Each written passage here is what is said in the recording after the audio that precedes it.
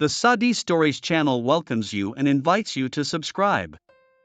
The Tatars are a Turkic people descended from the Kipchaks and the Bulgarian Turks, who migrated from their homeland to Hungary and Crimea as a result of the Mongolian invasion, and they hold no historical connection to the ancient Tatars. In Europe, the Tatars are known as Tatar, while the Chinese refer to them as Tata, omitting the letter R. Ibn Khaldun describes them as the Tagars. The secret writings from the Mongols state that the Tatars were an antagonistic people residing in eastern Mongolia and that Genghis Khan nearly exterminated them, leaving behind only captives and 500 men. Nevertheless, Arabs mistakenly referred to the Mongols as Tatars. Most of the contemporary Tatars descend from the Kipchak Turks, who were ruled by the Mongols and have no ties to the ancient Tatars. The Russians designated these Turks as Tatars for political reasons, aiming to expel them from their homeland in Crimea to Uzbekistan and Kazakhstan. The Mongols occupied the Kipchak lands, Russia, and several European countries, establishing their state in that region known as the Golden Horde, with Muslim rulers. The Mongols quickly assimilated into the Turkish Kipchaks and left behind few who still spoke their language among the Turkish Kipchak peoples in our current era.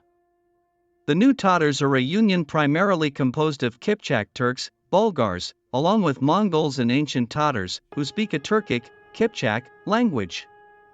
They are considered the ancestors and foundation of the Golden Horde, which subdued Russia and invaded 6 European countries.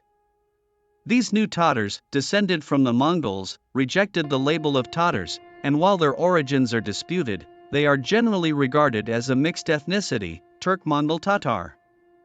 Originally, they did not refer to themselves as Tatars but accepted this designation from the Russians and Europeans. This labeling was one reason that led Russia and Stalin to target these Turks for extermination and forced relocation, resulting in the deaths of more than half of them during the winter due to hunger and cold, under the pretext that they were outsiders and not original inhabitants of the land. Scholars have also debated the origins of the Tatars, questioning whether they are part of the Mongolian stock or independent tribes.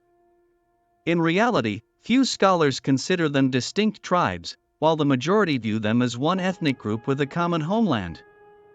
The relative ethnic differentiation emerged and crystallized later, after they left their original home and mingled with other European races.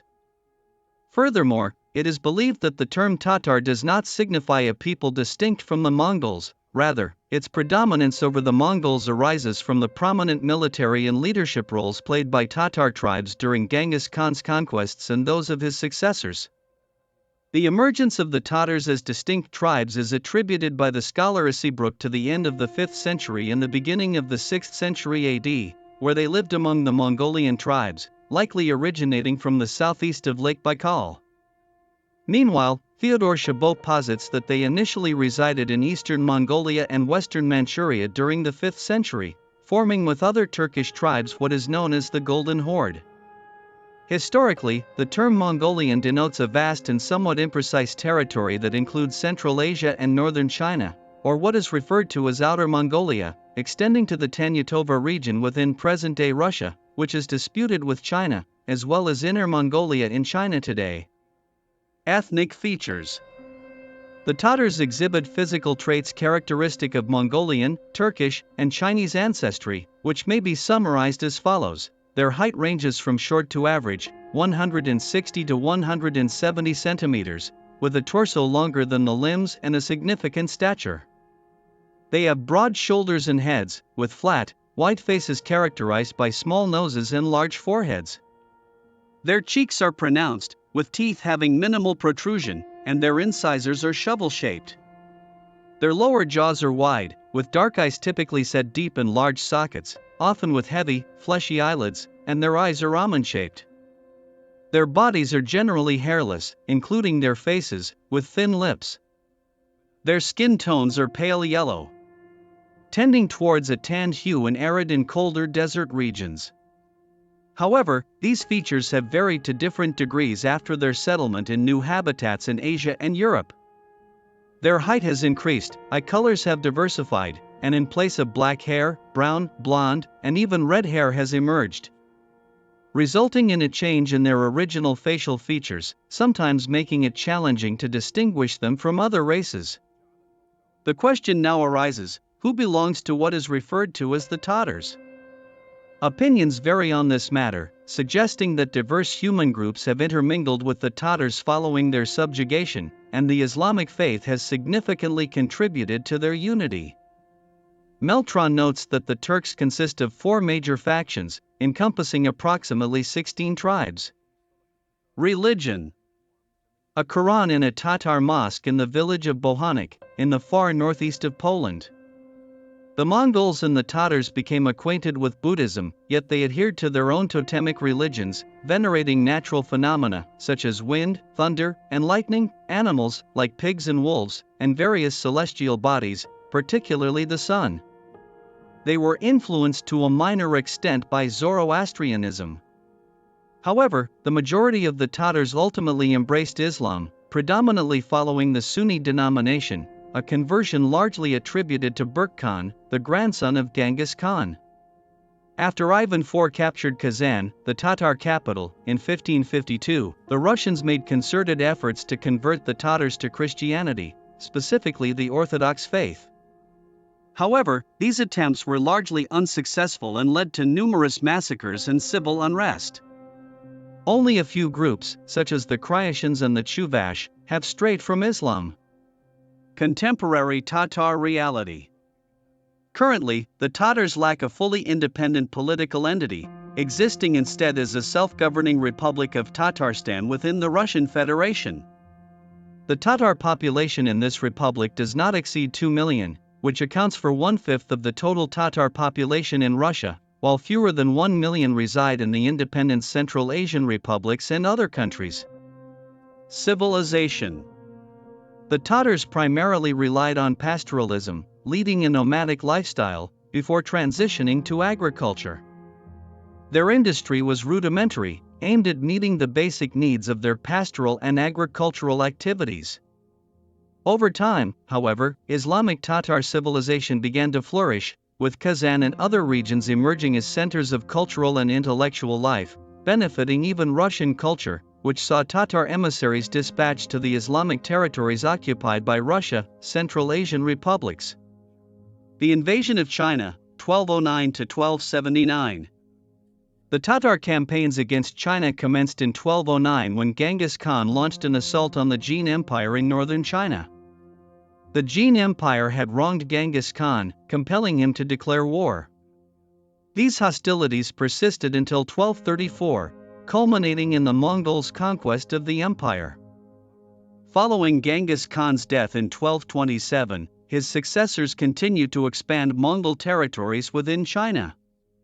Under the reign of his grandson, Kublai Khan, who ruled from 1260 to 1294, the Song dynasty was entirely vanquished in 1279, leading Kublai Khan to establish the Mongol Yuan dynasty that governed China.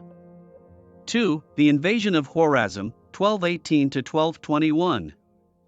The invasion of Khwarezm stands as one of Genghis Khan's most significant and brutal campaigns.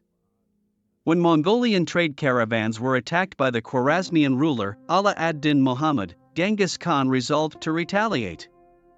In 1218, the Mongols launched a colossal military campaign against Khwarezm, besieging numerous cities such as Bokhara and Samarkand.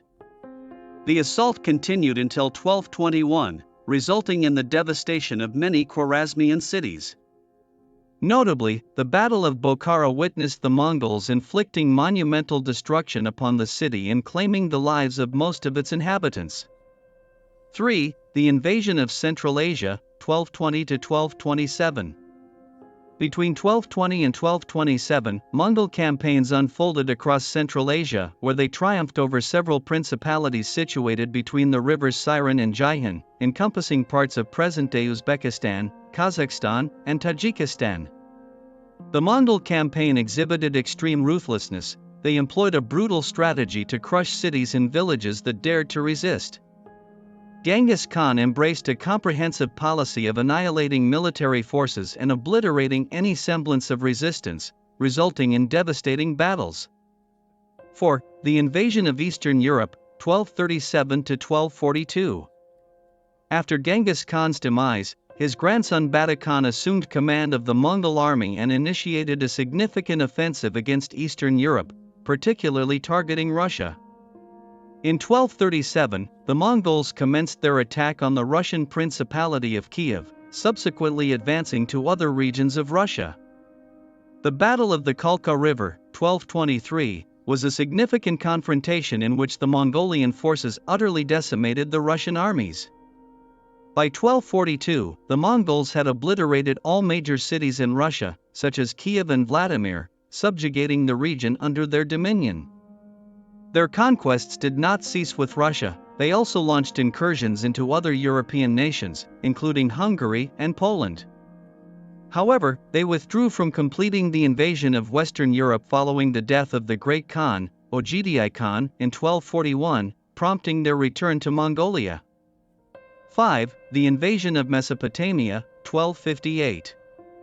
In 1258, Hulagu Khan, a grandson of Genghis Khan, successfully invaded Baghdad, which at the time served as the capital of the Abbasid Caliphate.